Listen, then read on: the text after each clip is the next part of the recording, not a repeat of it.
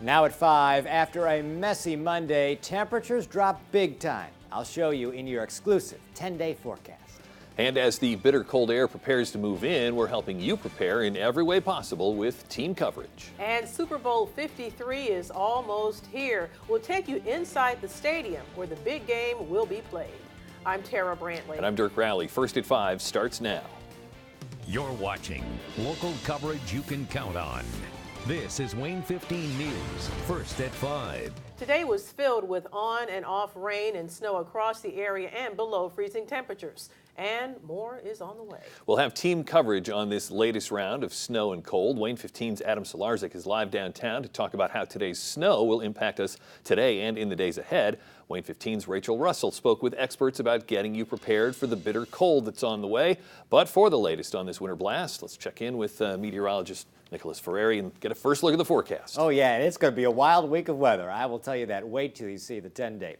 Tonight, we have rain and snow remaining across the area, but it is tapering off and ending. Right now, the position of the rain-snow line, well, it's pretty much from Fort Wayne eastward areas to the west. There's not much going on. Yes, there's a little bit of lake effect snow starting to develop to the west of Warsaw, and we could see a few lake effect snow showers through the evening and even into the overnight, but minimal accumulations will come from those. You can see how things really quiet down off to the west of us. It's been a cold day, of course. Right now we're at 36 degrees, but there is much colder air off to the west of us, and it's all of this that is getting ready to sink on in here and send our temperatures tumbling. So for us here tonight, at 6 o'clock, 33, at 8, 29, at 10 o'clock, 25, at midnight, down to 21. Temperatures by morning, though, will be close to the single digits. Feels like temperatures right now, well, not too bad at all. The upper 20s, the mid 30s. However, later tonight, wind chills go below zero, and we will stick with below zero wind chills for the next couple of days. I'm back with a very cold 10-day forecast in a few minutes. All right, thanks, Nicholas. The early snow led to slick travel conditions for the morning commute. And today's snow will actually have an impact on our temperatures later this week. WANE 15's Adam Solarzik joins us live downtown with a look at conditions outside now. Adam, how's the weather out there? Yes, Dirk and Tara, I'm down here at Parkview Field right along West Jefferson where traffic is moving along at a pretty good clip for this time of day. Road conditions not nearly as slushy as they were this morning as we've had that rain start to mix in. Earlier today, snow and slush did cause some traffic delays, but as temperatures climbed, more rain started to mix in. The mix that we saw did not melt much of the snow on the ground, and that will have an impact on our temperatures later this week. When we have a decent snowpack, it promotes even colder temperatures as it will reflect some of the sun that would normally help us warm up and also helps facilitate the cooling process overnight. The coldest high temperature for Fort Wayne on record is 11 below zero. That was back on January 20th, 1985, and as of right now, our temperatures will be within a couple degrees of that mark. With the dampness that you can see on the roadways right now, the main concern will be the development of ice as we go throughout the rest of the overnight, as these temperatures drop back below freezing, and we will remain below freezing for the next several days. Nicholas will have more on the very cold forecast coming up here in just a few minutes, but for now, reporting live from Parkview Field in Jefferson, Adam Solarzik, WANE 15 News. Adam, thank you. The weather, of course, impacting road conditions across the area. Part of US 33 is closed in both directions after a crash. Crews are busy cleaning up wreckage on the road at 650 East. It happened around 3 o'clock this afternoon. Drivers are being asked to avoid this area. Also this afternoon, a semi overturned on State Road 930 near Maple Crest in New Haven. The semi was carrying lumber which spilled on the road. Police said traffic was backed up in all directions at the intersection. It is not clear just how the crash happened or if anyone was hurt. Part of the road was closed as crews cleaned up the wreckage, but it has reopened. Plans to lower parts of a more than 400-foot-long tunnel boring machine into the ground were put on hold this morning. The machine, dubbed Mama Joe, is part of the Deep Rock Tunnel project. The cutter head of the machine was scheduled to be lowered this morning, but had to be delayed when the crew had trouble with the crane. Once all the pieces are in place, Mama Joe will start a 5-mile trek 200 feet underground, traveling right under downtown as it digs out a new sewer tunnel. The tunnel will help protect rivers from overflow and neighborhoods from flooding. Well, with these frigid temperatures headed our way, how can we keep our vehicles safe? WANE 15's Rachel Russell talked to a car expert to find out what you need to keep to keep your let me try this again. All What right. you need to know to keep from jumping your car this week. There we go. Rachel, what can you tell us? Dirk and Tara, this morning actually was in the single digits, and my day started with jumping my car when I got to work. To make sure you don't have to do the same, here are some ways to be proactive before the colder temperatures hit. There's nothing worse than getting in your car, turning the key, and nothing. I went looking for tips to keep this from happening to you. In terms of the battery, just check and make sure there's no corrosion on your terminals. Make sure those terminals are tight. And if you want to avoid reaching for those jumper cables, now is the time to act. Most batteries have about a 3 to 5 year lifespan on them. So if you're questionable and Wednesday's coming up, now's probably the time. If jumping your battery isn't the issue, here are a few other tips you may need to combat the cold. Just making sure all your fluids are topped off, your antifreeze, making sure that the level's up on that. A full tank of gas is going to help out as well. A, you don't know if you're ever going to be stranded somewhere, and B, it just creates a little bit less moisture that can build up in there. And patience is the key. It's going to take a little bit longer than normal to heat up because you want all your all your fluids up to running temp. So allow a couple more minutes than normal, and then you should be good. Be sure to remember these tips so that you don't get caught in the cold. Remember to go to the Wayne Weather app for the most current weather information, and of course we'll have updates on wayne.com. We'll be continuing our coverage this rest of the week on the cold temperatures, but for now, in studio, Rachel Russell, Wayne 15 News. Deputies in Defiance County, Ohio, arrested a driver over the weekend who was going the wrong way on US 24. The driver was heading east in the westbound lane Saturday morning. She's charged with operating a vehicle while intoxicated, reckless driving, and possessing an open container. The passenger in the car is charged with possession of marijuana and having an open container. Today, Mayor Tom Henry gave a sneak preview of next month's State of the City speech at the Rotary Club. He touched on public safety for Fort Wayne and economic development. His message is to keep the momentum going throughout the city. It's not just bringing new jobs into our community, but making sure that those who are here stay here and grow here. We have to make sure that our neighborhoods are inviting, that the streets and the roads and the curves and the sidewalks and the ADA ramps, that they're all safe and attractive enough so that people want to move into our respective neighborhoods. Wayne 15 will broadcast the mayor's State of the City speech next month. Super Bowl week is here, and Wayne 15 is the place to be for the game and all the great stories coming out of Atlanta. We kick off our coverage tonight with Wayne 15's Anthony Calhoun, who joins us live from Atlanta with more on the big game. Good evening, Anthony. Hey, Derek and Tara, great to be with you, my friends, back there in Indiana. I know you guys got some tough weather coming your way later this week. Right here in Atlanta, it is downright beautiful. The teams, of course, they are here, the Rams and the Patriots, getting ready for this big matchup taking place on Sunday. They've got the fun media night tonight. That's always a great time, and then they'll focus in on trying to win the Lombardi Trophy. As far as this building behind me, this is the site of Super Bowl 53. It opened in 2017, and I tell you, it has been the talk of the NFL. And how about this? It costs $1.5 billion to build. All eyes will be on Mercedes-Benz Stadium on Sunday, the site of Super Bowl 53, and the building is stunning. 30 stories tall, retractable roof, seats over 70,000, and the city of Atlanta can't wait to show it to America. There is a tremendous pressure to be the home of the Super Bowl and be in a beautiful new stadium. It's the big game of the year. Millions and millions of people are watching it, and I can tell you for the weeks and months leading up to it, there's so much effort that goes into this production. Scott Jenkins is the general manager of Mercedes-Benz Stadium. He says the biggest highlight for fans when they come to the stadium is this massive Halo video board. The world's largest scoreboard, 58 feet high by 1,100 lineal feet around.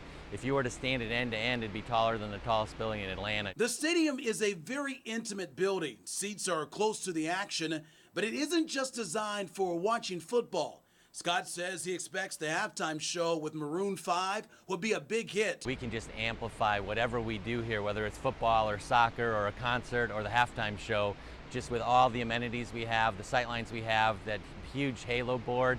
the lighting effects that we're able to do. And when it comes to purchasing food at the stadium on Sunday, it doesn't get any better than this. People come here for the Super Bowl. It's a $2 hot dog. It's a $2 refillable soda.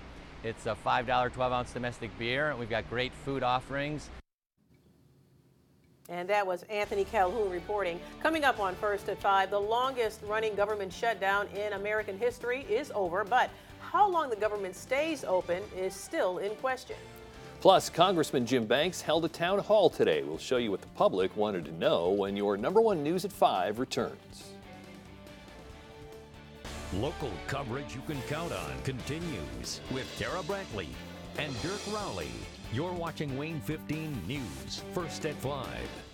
New at 5, Speaker of the House Nancy Pelosi has just invited President Trump to give his State of the Union speech next Tuesday. The speech was supposed to be tomorrow, but Pelosi said they were delaying the speech due to the government shutdown and security reasons. Wayne 15 will broadcast the State of the Union speech again next Tuesday. Federal employees streamed back to work today. But congressional members have less than 3 weeks to come up with a plan to beef up border security funding by an unspecified amount. President Trump told the Wall Street Journal that he isn't optimistic a deal will get done. He also said he wouldn't rule out another shutdown if he doesn't get the full $5.7 billion for a border wall. President Trump says either way, the wall will be built, even if it means declaring a national emergency to build the wall with military money.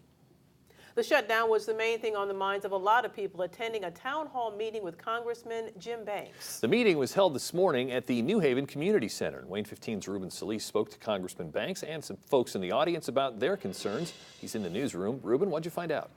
Yeah, so everyone has concerns about the government shutdown and what we should do about our border. So today, a group of about 30 people got a chance to speak to, even challenge Congressman Jim Banks. Some of the conversations that were had were about veterans issues, term limits, the budget, and some personal challenges.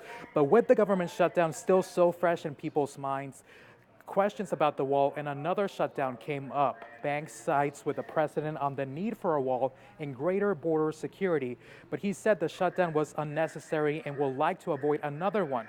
Now, whatever the solution is, people I spoke with said they just want our leaders to get something done. Obviously, I was concerned about the shutdown. I had friends that I served with in the Army in the 80s in Germany, and one was working and one was told not to go to work without pay, so obviously that was concerning. It's time to do something right now. I hope that Nancy Pelosi and Democrats will put politics aside and find a way to compromise and find a way to make a deal. Congressman Banks said he'll take some of the concerns he heard about today to work with him. He flew back to Washington today. In the newsroom, Ruben Solis, Wayne 15 News. All right, Ruben, thanks very much. Okay, the weather is just like the calm before the serious, chill? Yes, absolutely. The cold air getting ready to pour in, the mercury going way down on area thermometers. Lots to track and talk about in your forecast right after this. Local coverage you can count on continues with Chief Meteorologist Nicholas Ferreri's live Doppler 15 Fury forecast. Well, we have had quite a wintry start to the week, a messy mix of precipitation today, and while this moves out tonight, our forecast stays wintry because the cold air is getting ready to pour in. Take a look at our China University weather camera in Angola. You can see all the snow in the background, the reduced visibilities earlier on, then the change over to rain even as far north as Angola and areas around the state line. We had it happen a little bit earlier on in the day in Fort Wayne, but you can see the same mix of rain and snow that has come down over the past hours. The road's messy and wet now, temperatures above freezing in pretty much all locations, but we drop below freezing tonight and well below freezing, so wet pavement will easily slicken up and become coated with ice.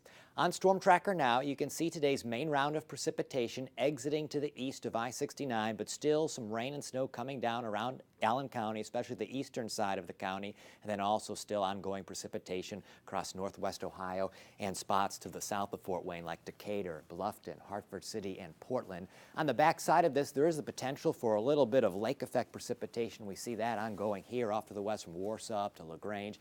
On the bigger scale here, you can see, yes, there is a little bit of wraparound moisture, but overall things do quiet down on the precip front as we look out in that direction. As far as snow totals, well, we're now up to 15.1 3.1 inches for the winter season so far. We're catching up to where we were last year at this time. Now only 3.1 inches less than last winter up to this date. Remember, just a few weeks ago, we had a much greater difference between this year to last.